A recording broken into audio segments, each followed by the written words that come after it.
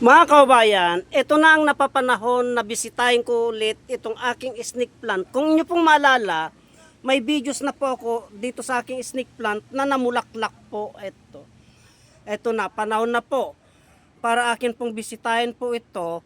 Tulad ng sabi ko sa aking videos po, ay nagbibigay po ng kakaiba sa ating buhay. May dinudulot po na maganda. Itong bulaklak ng fortune plant ay snake plant. Ayan po siya mga kaubayan. Yan po.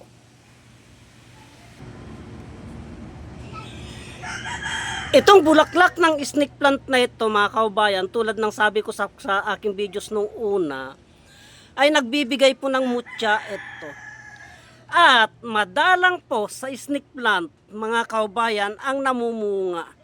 Pagkatapos pong mamulaklak, baka magtaka po kayo kung may mga snake plant kayo at namulaklak, namumunga po yan. Huwag nyo lang persahin. Katulad po ayan, nag-asimbol na po ng kanyang bunga. Tapos na po siyang mamulaklak mga kaubayan. Yan po. At nagpro-produce na po siya ng kanyang bunga. Ito po. Yan po. Namumuna po yung kanyang bunga mga kaubayan. Pag namunga po yan, ay may dinudulot po na kagandahan sa ating buhay. Yan po, ang dami po mga kaubayan. Magmula puno. Ayan o. Magmula puno. Ayan. Namumuna po yung kanyang bunga. Namumunga po itong snake plant. Hindi nyo pa po natsatsamban. At maliban po dyan sa kanyang bunga mga kaubayan, tignan po ninyo. Nagbibigay po ng mga mutya ito.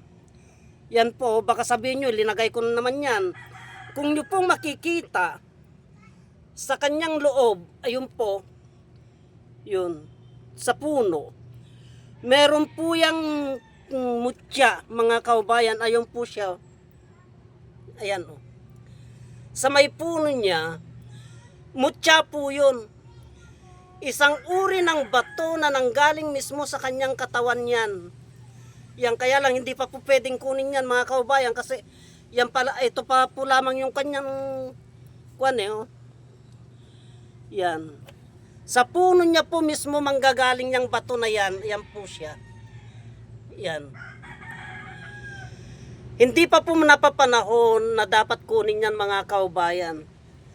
Magpalipas pa po ng mga ilang araw siguro yan bago ko pwedeng kunin. Yan, kaya subaybayan nyo po itong videos na ito mga kaubayan hanggang sa dumating. Umabot po yung araw ng panahon na kukunin ko na po siya. Yan, marami na po siyang bunga mga kaubayan. Lipas na ang kanyang bulaklak. Ito po yung kanyang bulaklak oh. Hindi ko po tinatanggal. Ito po yung kanyang bulaklak. Ang kasunod naman po niyan, bunga. Baka hindi pa po kayo nakakita ng bunga ng snake plant mga kaubayan. Dito pa lamang po sa aking halaman na ito, diyan pa lamang po kayo makakita ng bunga ng snake plant.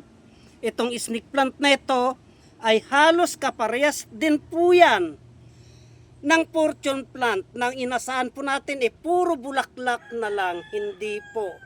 Ang isang halaman po, pag namulaklak po yan, magbubunga po yan. Ganyan po mga kaubayan. Kaya hanggang dito na lamang po ang videos na ito. At marami pong salamat.